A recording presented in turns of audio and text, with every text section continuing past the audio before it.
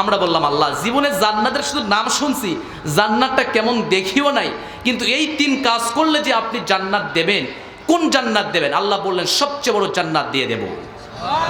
বলেন না সুবহানাল্লাহ। তো সবচেয়ে বড় জান্নাত যখন আপনি দিয়ে দেবেন, ওই জান্নাতের কেমন হবে, জান্নাতের বৈশিষ্ট্যগুলো কেমন, জান্নাত দিয়ে আমাদেরকে আপনি ধন্য করে ফেলবেন। আল্লাহ রাব্বুল আলামিন বলেন, বান্দা যখন তোমার জান্নাতের ঘোষণা হয়ে যাবে, জান্নাতের জন্য তোমার জন্য যখন রিজার্ভ হয়ে যাবে, জান্নাত তোমার জন্য যখন একটা রিজার্ভমেন্ট হয়ে যাবে, সবচেয়ে বড় জান্নাত তুমি পেয়ে যাচ্ছ যখন হয়ে যাবে, আল্লাহ রাব্বুল আলামিন বলেন ওই জান্নাতে প্রবেশ করার সঙ্গে সঙ্গে বান্দার চাহিদাগুলো বাড়তে থাকবে। বান্দা চাহিদা করবে, আল্লাহ রাব্বুল আলামিন সকল চাহিদাগুলো পূর্ণ করে দেবেন। গরিব মানুষ দুনিয়াবী জীবনের ভিতরে আল্লাহর অবাধ্যচারণ হয়ে চলাফেরা করেন নাই। আমার প্রিয় ভাইরা, মসজিদে আজান হয়ে গিয়েছে, এক মুহূর্তের জন্য দেরি করেন নাই, নামাজে চলে গিয়েছেন। আমার প্রিয় ভাইরা, এই কনকনে শীতের মাঝে সবাই ঘুমিয়ে আছে, সে ইচ্ছে করলে ঘুমিয়ে থাকতে পারতো, কিন্তু ঘুমিয়েও থাকে নাই। প্রিয় ভাইরা দাঁড়ায় গিয়েছে, আল্লাহর সামনে নিজেকে ছোট মনে করে, গোলাম মনে করে কান্নাকাটি শুরু করে দিয়েছে। সকল কিছুকে মাইনাস করলেন, মাইনাস করে এত কষ্ট করলেন।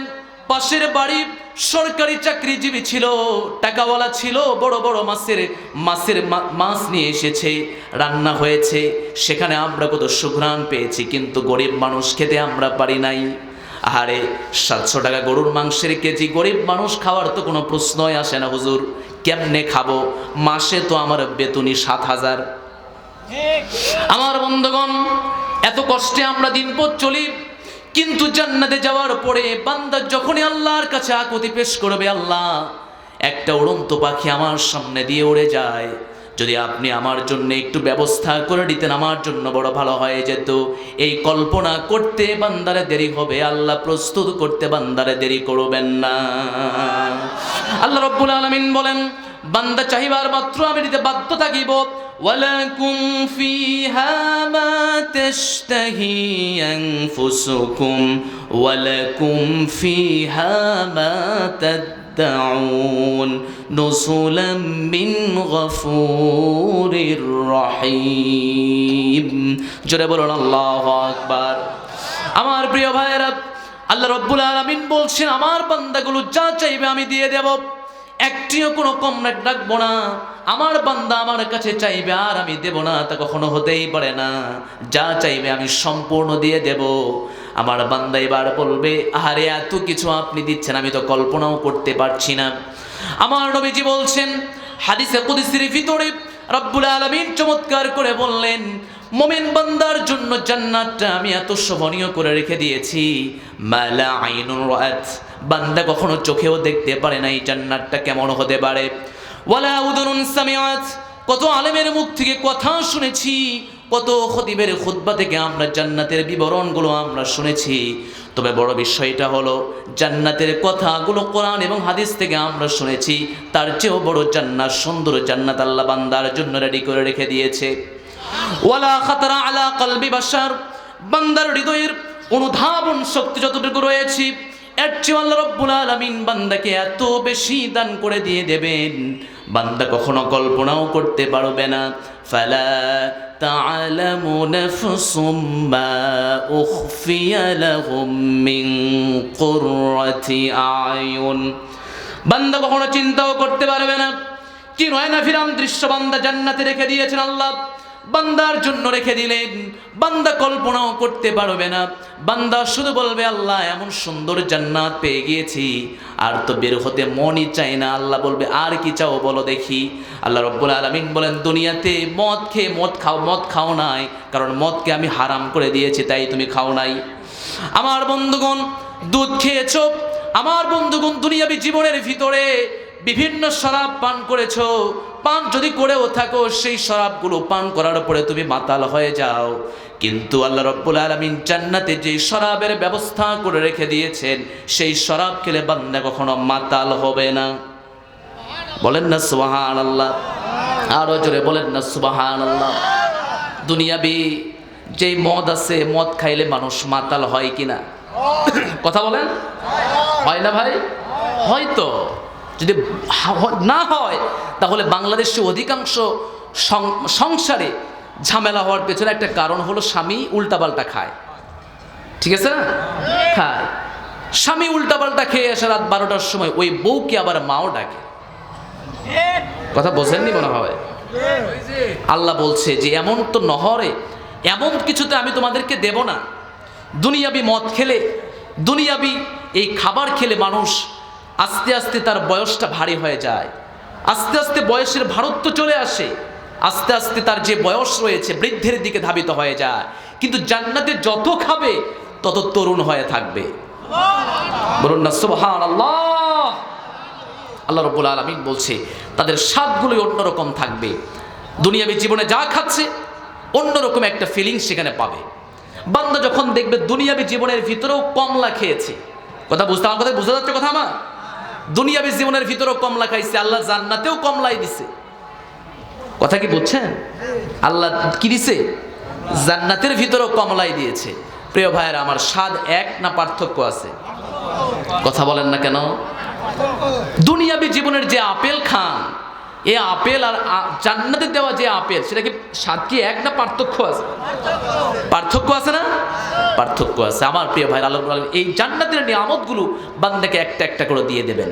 এবার বান্দা আল্লাহর কাছে বলবে, আল্লাহ ওই যে 3টা কাজ করেছিলাম, সূরাতুল ফুরকানের যে 3টা কাজ করেছিলাম, এই 3টা কাজের বিনিময়ে তুমি আল্লাহ এত নিয়ামত আমাকে দিয়েছো, আমি তো তোমার কাছে বড় কৃতজ্ঞ হয়ে গেলাম। বলছি সুবহানাল্লাহ। আমার বন্ধুগণ, সেদিন আল্লাহকে বলবে, আল্লাহ বড় কৃতজ্ঞ হয়ে গেলাম, তবে বিষয়টা হলো ওই 3টি কাজের বিনিময়ে তুমি আমাকে সবচেয়ে বড় জান্নাত দিয়ে দিলে। শুধু তাই নয়, যা চাইলাম তাই দিয়ে দিলে। এরপরও আমার মনের ভিতরে এমন কোনো চিন্তা ভাবনা নাই যা তুমি পূরণ করতে বাকি রেখেছো। জোরে বলি সুবহানাল্লাহ। সুতরাং আমি বুঝে ফেলেছি, আল্লাহ তুমি যা কোরআনের ভিতরে ওয়াদা করেছো, সমস্ত ওয়াদাগুলোকে তুমি পূর্ণ করে ফেলেছো। বান্দা সেদিন হাওমাও করে কাঁদবে আর বলবে, ওয়াকালুল হামদুলিল্লাহিল্লাযী সাদাকনা ওয়া'দা ওয়া আওরাসানাল আরদ নাতাবাওয়াউ মিনাল জান্নাতি হাইসু নাশা। জোরে বলুন আল্লাহু আকবার। বান্দাগুলো আল্লাহর কাছে শুকরিয়া আদায় করবে আর বলবে, ও আল্লাহ আমরা যা চাইনি তার চেয়ে বেশি জান্নাতে আমরা পেয়ে গিয়েছি। আল্লাহ সবটুকু যেহেতু একবার দিয়েছো, আল্লাহ তোমাকে একবার শুধু দেখতে চাই। চলে বলি সুবহানাল্লাহ। আমার বন্ধুগণ, আল্লাহ পৃথিবীতে বান্দাকে সৃষ্টি করার পরেই ছেড়ে দেন নাই। একটা কিতাব দিয়েছেন, মেমোরি দিয়েছেন, কোন পথে যেতে হবে, কোন দিকে যেতে হবে। মানুষের তৈরি করা কোনো মতের দিকে নয়, মানুষের তৈরি করা কোনো পথের দিকে নয়। একমাত্র যেই কিতাব বান্দাকে একমাত্র জান্নাতের গ্যারান্টি দিতে পারে, আওয়াজ তুলে বলতে হবে সেই কিতাবের নাম কি? আরো জোরে বলতে হবে সেই কিতাবের নাম কি? আল্লাহ রাব্বুল আলামিন কোরআনের ভিতরে বলেন, ইন্না হাযাল কুরআনা ইয়াহদি লিল্লাতী হিয়া আকওয়াম ওয়া ইউবাশশিরুল মুমিনিনাল্লাযীনা ইয়া'মালুনাস সালিহাত। জোরে বলুন আল্লাহু আকবার। কোরআন হলো সহজ পথ, কোরআন হলো সহজ পথ, কোরআন হলো সরল পথ, কোরআন হলো সোজা পথ। কে বলছেন? জোরে বলতে হবে, কে বলছেন? কোরআনকে ব্যতি রেখে পৃথিবীতে যত মানুষের তৈরি করা মতবাদ আছে, সকল মতবাদ হলো বাঁকা পথ। কে বলছেন সেটা? আল্লাহ রাব্বুল আলামিন সূরাতুল কাহফ 1 নম্বর আয়াত চমৎকার করে বলেন, আলহামদুলিল্লাহিল্লাযী আনসালা আলা আবদিহিল কিতাবা ওয়া লাম ইয়াজআল লাহু ইওয়াজা। জোরে বলুন আল্লাহু আকবার। আরো জোরে বলেন আল্লাহু আকবার। সমস্ত প্রশংসা তার হবে যিনি জগৎ সমূহের প্রতিপালক আল্লাহ সুবহানাহু ওয়া তাআলার জন্য, যিনি তার বান্দার উপরে কিতাব নাজিল করেছেন। শুধুমাত্র কিতাব নাজিল করেছেন, এমন ভাবে কিতাব নাজিল করেছেন, ওয়ালাম ইয়াজআল লাহু ইওয়াজা, কোনো বক্রতার কোনো ছাপ রাখেন নাই। সুবহানাল্লাহ ওয়া বিহামদি। সংবিধান তৈরি করতে চাও, কোরআনের পথে আসো। রাষ্ট্র পরিচালনা কেমনে করবে, কোরআন বলে দেবে। সমাজ পরিচালনা কেমনে করবে, কোরআন বলে দেবে।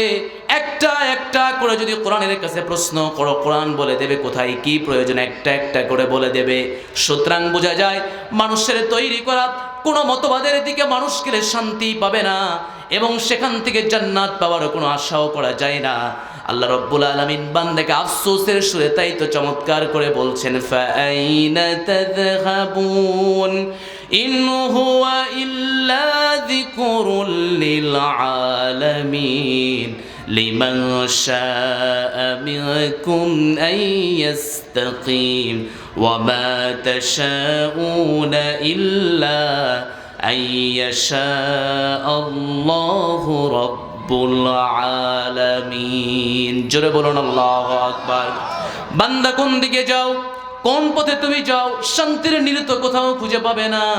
শান্তি যদি পেতে চাও আল্লাহর কোরআনের দিকে আসতে হবে। আল্লাহর কোরআন ছাড়া শান্তি পাওয়া সম্ভব নাকি? আরো জোরে বলতে হবে। মানুষের তৈরি করা আইন দিয়ে শান্তি পাওয়া সম্ভব নাকি? আমার বন্ধুগণ, স্বাধীনতার 54 বছর হয়ে গেল, এদেশে খুন খারাপি কম হয় নাই, এদেশে চাঁদাবাজি কম হয় নাই, হয়েছে নাকি? কথা বলতে কথা ঠিক আছে কিনা? আমার প্রিয় ভাইয়েরা, যে দেশে এত মানুষ দিন ধর্মের প্রতি এত আগ্রহ থাকার পরেও 7 বছরের মেয়ে পর্যন্ত ধর্ষিতার শিকার হয়ে যায়, আমার প্রিয় ভাইয়েরা বলতে হবে এদেশে কোরআনের আইন চালু না হওয়া পর্যন্ত এদেশের মাটিতে কখনো সুশাসন প্রতিষ্ঠিত হওয়া সম্ভব না, ঠিক কিনা? মানুষের তৈরি করা যত আইন আছে, যত মতবাদ আছে, সকল মতবাদগুলোকে ধুলোয় সবগুলো তুচ্ছ করে ফেলায়া দেন। আল্লাহর জমিনে আল্লাহর আইনকে প্রতিষ্ঠা করার সর্বোচ্চ চেষ্টা করার প্রয়োজন আছে না নাই? যা শুনবো ফায়াত্তাবিউনা আহসানা, মেনে নেব। সামি'না ওয়া আতা'না, টেন্ডেন্সি থাকবে এমন, যা শুনবো কি করব? মেনে নেব। আর যদি আপনি অবাধ্যচারণ হয়ে যান, আপনার ভাষাটাই যেন চেঞ্জ হয়ে যাবে। সামি'না ওয়া আসাইনা, শুনলাম সঙ্গে সঙ্গে অবাধ্য করলাম। আমার প্রিয় ভাইরা, কোরআন কি কোনো দলীয় কিতাব না সবার জন্য? এটা কি সার্বজনীন কিতাব নয়? সবার জন্য। লিতুখরিজান নাস মিনাল যুলুমাতি ওয়ান নূর, সবার জন্য আল্লাহ কোরআন দিয়েছেন। প্রিয় ভাইরা আমার, তাহলে বলেন কোরআন যে এত নির্ভেজাল একটা কিতাব, এই কিতাবটা যদি আমরা সমাজে প্রতিষ্ঠিত করতে পারি, প্রিয় ভাইরা একটু আওয়াজ দিয়ে বলতে হবে, সেখান থেকে কি আমরা নির্ভেজাল কোনো কিছু পাওয়ার সম্ভাবনা আছে না নাই? এটা যদি রাষ্ট্রে চলে যায়, বলেন তো সেখান থেকে নির্ভেজাল কোনো কিছু হওয়ার সম্ভাবনা আছে না নাই? প্রিয় ভাইরা আমার, তাহলে বড় আফসোস লাগে, অনেকে চিন্তা ভাবনা করেন আল্লাহর জমিন, অথচ মানুষের তৈরি করা আইনের পেছনে আমরা ঘুরি। এমন মানুষ মনে হয় নাই? আছে না নাই? মন খারাপ করতেছেন আপনারা? মন খারাপ করতেছেন? অবাধ্যচারণ নয়, বরং চিন্তা ভাবনা করেন, যা শুনবো মেনে নেব। তাহলে আসুন আমরা আজকে পরিশুদ্ধতার পথের দিকে আমরা আজকে ঢুকবো ইনশাআল্লাহ। বলুন না ইনশাআল্লাহ। কোন সূরা বলছি?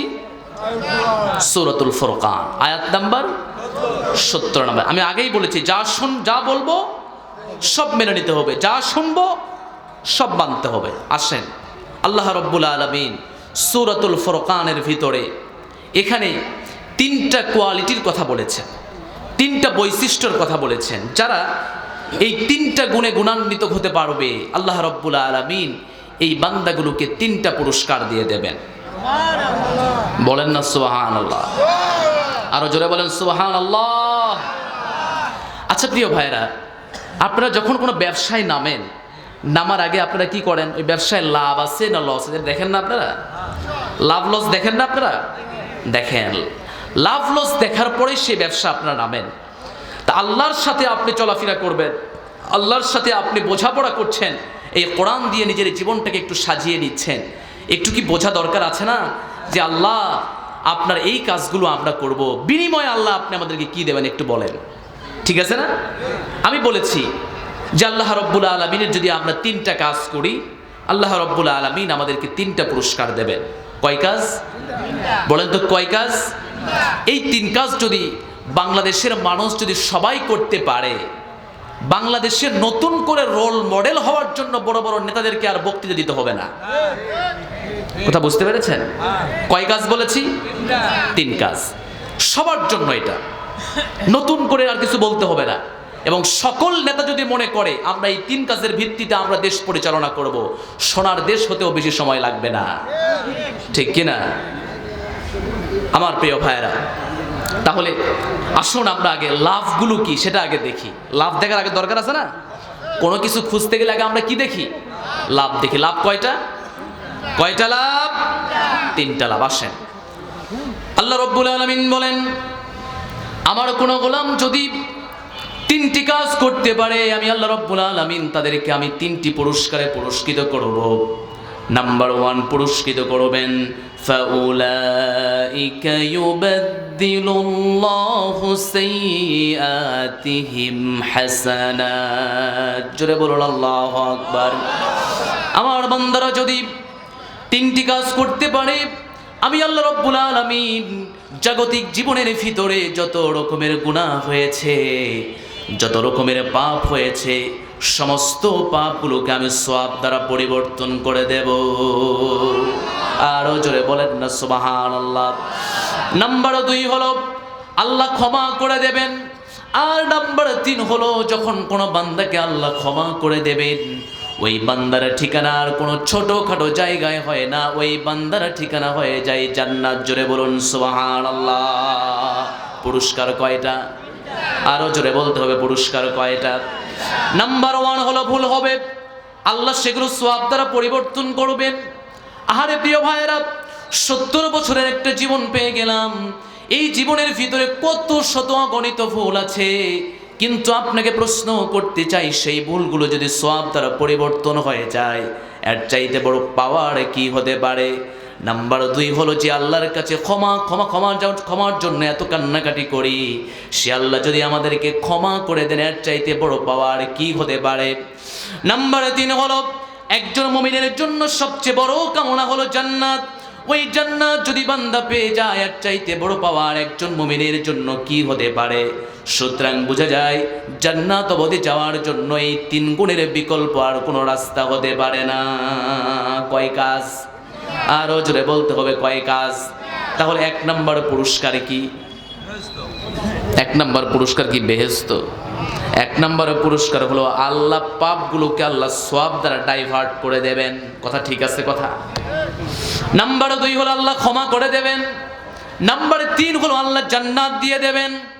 এখন বাঙালি মুসলমান আল্লাহকে বলছি, আল্লাহ আপনাকে বলছি, আপনি কোন জান্নাত আল্লাহ আপনি আমাকে দেবেন?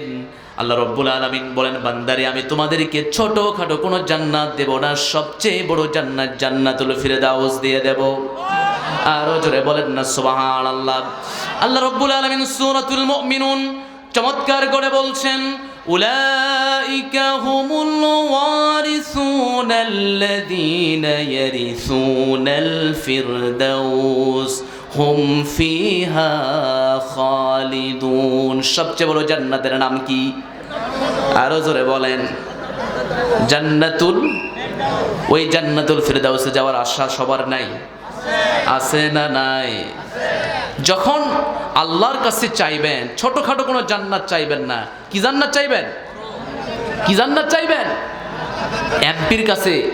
এমপির কাছে যখন আপনারা যান, তখন কি আপনি, হুজুর আমার বাড়ির স্যার আমার বাড়ির মুরগি মারা গেছে 20টা, এই মুরগির যে বাজেট হবে এটা আপনি পাস করে আমাকে দিয়ে দিয়েন, এমন কোনো বাজেট নিয়ে যান তো? হাঁস মারা গেলে যান, 2-3টা ছাগল মারা গেছে এমন যান তো? কি নিয়ে যান? এর চেয়ে যত বড় প্রকল্প নিয়ে যান, কারণ এমপির কাছে দেওয়ার মতো অ্যাবিলিটি আছে দেখেই তো যান নাকি? চেয়ারম্যানের কাছে গিয়ে তার চেয়ে একটু কম চাওয়ার চিন্তা ভাবনা করেন, মেম্বারের কাছে গিয়ে তার চেয়ে একটু কম চিন্তা ভাবনা করেন নাকি ভাই? আচ্ছা বলেন, পৃথিবীর সকল এমপি মন্ত্রী একদিকে, আল্লাহর ক্ষমতা আরেক দিকে, হ্যাঁ? কথা বলেন না কেন? ঠিক আছে না কথা? তাহলে তার কাছে যখন আপনি চাইবেন, ছোট চাইবেন না বড় চাইবেন? কথা বলেন না, ছোট না বড়? বড় জান্নাত চাইতে হবে। আল্লাহ রাব্বুল আলামিন বললেন, সবচেয়ে বড় জান্নাত তোমাদেরকে দিয়ে দেব। আমরা বললাম, আল্লাহ জীবনে জান্নাতের শুধু নাম শুনছি, জান্নাতটা কেমন দেখিও নাই, কিন্তু এই 3 কাজ করলে যে আপনি জান্নাত দেবেন, কোন জান্নাত দেবেন? আল্লাহ বললেন, সবচেয়ে বড় জান্নাত দিয়ে দেব। বলেন না সুবহানাল্লাহ। তো সবচেয়ে বড় জান্নাত যখন আপনি দিয়ে দেবেন, ওই জান্নাতের কেমন হবে, জান্নাতের বৈশিষ্ট্যগুলো কেমন, জান্নাত দিয়ে আমাদেরকে আপনি ধন্য করে ফেলবেন। আল্লাহ রাব্বুল আলামিন বলেন, বান্দা যখন তোমার জান্নাতের ঘোষণা হয়ে যাবে, জান্নাতের জন্য তোমার জন্য যখন রিজার্ভ হয়ে যাবে, জান্নাত তোমার জন্য যখন একটা রিজার্ভমেন্ট হয়ে যাবে, সবচেয়ে বড় জান্নাত তুমি পেয়ে যাচ্ছ যখন হয়ে যাবে, আল্লাহ রাব্বুল আলামিন বলেন ওই জান্নাতে প্রবেশ করার সঙ্গে সঙ্গে বান্দার চাহিদাগুলো বাড়তে থাকবে। বান্দা চাহিদা করবে, আল্লাহ রাব্বুল আলামিন সকল চাহিদাগুলো পূর্ণ করে দেবেন। গরিব মানুষ দুনিয়াবী জীবনের ভিতরে আল্লাহর অবাধ্যচারণ হয়ে চলাফেরা করেন নাই। আমার প্রিয় ভাইরা, মসজিদে আজান হয়ে গিয়েছে, এক মুহূর্তের জন্য দেরি করেন নাই, নামাজে চলে গিয়েছেন। আমার প্রিয় ভাইরা, এই কনকনে শীতের মাঝে সবাই ঘুমিয়ে আছে, সে ইচ্ছে করলে ঘুমিয়ে থাকতে পারতো, কিন্তু ঘুমিয়েও থাকে নাই।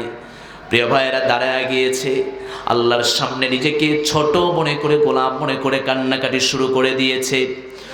সকল কিছুকে মাইনাস করলেন, মাইনাস করে এত কষ্ট করলেন। পাশের বাড়ি সরকারি চাকরিজীবী ছিল, টাকাওয়ালা ছিল, বড় বড় মাছ নিয়ে এসেছে, রান্না হয়েছে, সেখানে আমরা কত সুঘ্রাণ পেয়েছি, কিন্তু গরিব মানুষ খেতে আমরা পারি নাই। আহারে 700 টাকা গরুর মাংসের কেজি, গরিব মানুষ খাওয়ার তো কোনো প্রশ্নই আসে না। হুজুর কেমনে খাবো, মাসে তো আমার বেতনই 7,000। আমার বন্ধুগণ, এত কষ্টে আমরা দিনপথ চলি, কিন্তু জান্নাতে যাওয়ার পরে বান্দা যখনই আল্লাহর কাছে আকুতি পেশ করবে, আল্লাহ একটা উড়ন্ত পাখি আমার সামনে দিয়ে উড়ে যায়, যদি আপনি আমার জন্য একটু ব্যবস্থা করে দিতেন আমার জন্য বড় ভালো হয়ে যেত। এই কল্পনা করতে বান্দারে দেরি হবে, আল্লাহ প্রস্তুত করতে বান্দারে দেরি করবেন না। আল্লাহ রাব্বুল আলামিন বলেন, বান্দা চাহিবার মাত্র আমি দিতে বাধ্য থাকিব। ওয়ালাকুম ফিহা মা তাশতাহি আনফুসুকুম ওয়ালাকুম ফিহা মা তাদউন নুসুলাম মিন গফুরির রহিম। জোরে বলুন আল্লাহু আকবার। আমার প্রিয় ভাইয়েরা, আল্লাহ রাব্বুল আলামিন বলছেন আমার বান্দাগুলো যা চাইবে আমি দিয়ে দেব, একটিও কোনো কম রাখবো না। আমার বান্দা আমার কাছে চাইবে আর আমি দেব না, তা কখনো হতেই পারে না। যা চাইবে আমি সম্পূর্ণ দিয়ে দেব। আমার বান্দা এবার বলবে, আরে এত কিছু আপনি দিচ্ছেন, আমি তো কল্পনাও করতে পারছি না। আমার নবীজি বলছেন হাদিসে কুদসির ভিতরে, রব্বুল আলামিন চমৎকার করে বললেন, মুমিন বান্দার জন্য জান্নাতটা আমি এত শোভনীয় করে রেখে দিয়েছি, মালা আইনুন রাআত, বান্দা কখনো চোখেও দেখতে পারে না এই জান্নাতটা কেমন হতে পারে। ওয়ালা উযুনুন সামিআত, কত আলেমের মুখ থেকে কথা শুনেছি, কত খতিবের খুতবা থেকে আমরা জান্নাতের বিবরণগুলো আমরা শুনেছি, তবে বড় বিষয়টা হলো জান্নাতের কথাগুলো কোরআন এবং হাদিস থেকে আমরা শুনেছি, তার চেয়েও বড় জান্নাত, সুন্দর জান্নাত আল্লাহ বান্দার জন্য রেডি করে রেখে দিয়েছে। ওয়ালা খাতারা আলা কলবি বাশার, বান্দার হৃদয়ের অনুধাবন শক্তি যতটুকু রয়েছে, এর চেয়ে আল্লাহ রাব্বুল আলামিন বান্দাকে এত বেশি দান করে দিয়ে দেবেন, বান্দা কখনো কল্পনাও করতে পারবে না। ফালা তা'লামু নাফসুম মা উখফিয়া লাহুম মিন কুররাতি আয়ুন, বান্দা কখনো চিন্তাও করতে পারবে না কি নয়না ফিরাম দৃশ্য বান্দা জান্নাতে রেখে দিয়েছেন, আল্লাহ বান্দার জন্য রেখে দিলেন। বান্দা কল্পনাও করতে পারবে না, বান্দা শুধু বলবে আল্লাহ এমন সুন্দর জান্নাত পেয়ে গিয়েছি, আর তো বের হতে মনই চাই না। আল্লাহ বলবে আর কি চাও বলো দেখি। আল্লাহ রাব্বুল আলামিন বলেন, দুনিয়াতে মদ খাও নাই, কারণ মদকে আমি হারাম করে দিয়েছি, তাই তুমি খাও নাই। আমার বন্ধুগণ, দুধ খেয়েছো, আমার বন্ধুগণ দুনিয়াবী জীবনের ভিতরে বিভিন্ন শরাব পান করেছো, পান যদি করেও থাকো, সেই শরাবগুলো পান করার পরে তুমি মাতাল হয়ে যাও, কিন্তু আল্লাহ রাব্বুল আলামিন জান্নাতে যে শরাবের ব্যবস্থা করে রেখে দিয়েছেন, সেই শরাব খেলে বান্দা কখনো মাতাল হবে না। বলেন না সুবহানাল্লাহ, আরো জোরে বলেন না সুবহানাল্লাহ। দুনিয়াবি যে মদ আছে, মদ খাইলে মানুষ মাতাল হয় কিনা কথা বলেন, হয় না ভাই? হয়তো যদি না হয় তাহলে বাংলাদেশে অধিকাংশ সংসারে ঝামেলা হওয়ার পেছনে একটা কারণ হলো স্বামী উল্টাপাল্টা খায়, ঠিক আছে না? খায়, স্বামী উল্টাপাল্টা খেয়ে আসে রাত 12টার সময়, ওই বউকে আবার মাও ডাকে। কথা বোঝেননি মনে হয়। আল্লাহ বলছে যে এমন তো নহরে, এমন কিছুতে আমি তোমাদেরকে দেব না। দুনিয়াবি মদ খেলে, দুনিয়াবি এই খাবার খেলে মানুষ আস্তে আস্তে তার বয়সটা ভারী হয়ে যায়, আস্তে আস্তে বয়সের ভারত্ব চলে আসে, আস্তে আস্তে তার যে বয়স রয়েছে বৃদ্ধির দিকে ধাবিত হয়ে যায়। কিন্তু জান্নাতে যত খাবে তত তরুণ হয়ে থাকবে। বলুন না সুবহানাল্লাহ। আল্লাহ রাব্বুল আলামিন বলছে তাদের স্বাদগুলোই অন্যরকম থাকবে। দুনিয়াবি জীবনে যা খাচ্ছে অন্যরকম একটা ফিলিংস সেখানে পাবে।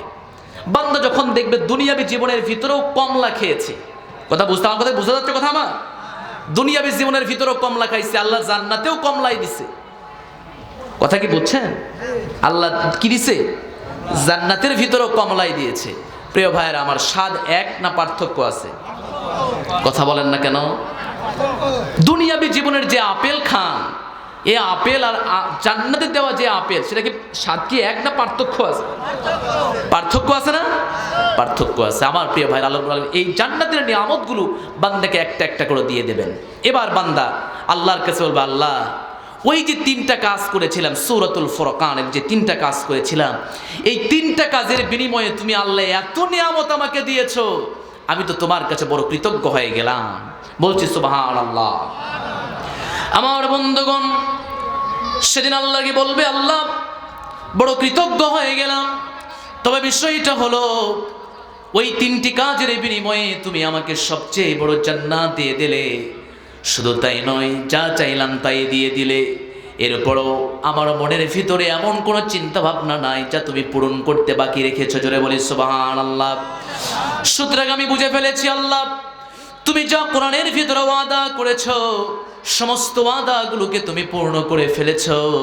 বান্দা সেদিন হাওমাও করে কাঁদবে আর বলবে, ওয়াকালুল হামদুলিল্লাহিল্লাযী সাদাকনা ওয়া'দা ওয়া আওরাসানাল আরদ নাতাবাওয়াউ মিনাল জান্নাতি হাইসু নাশা।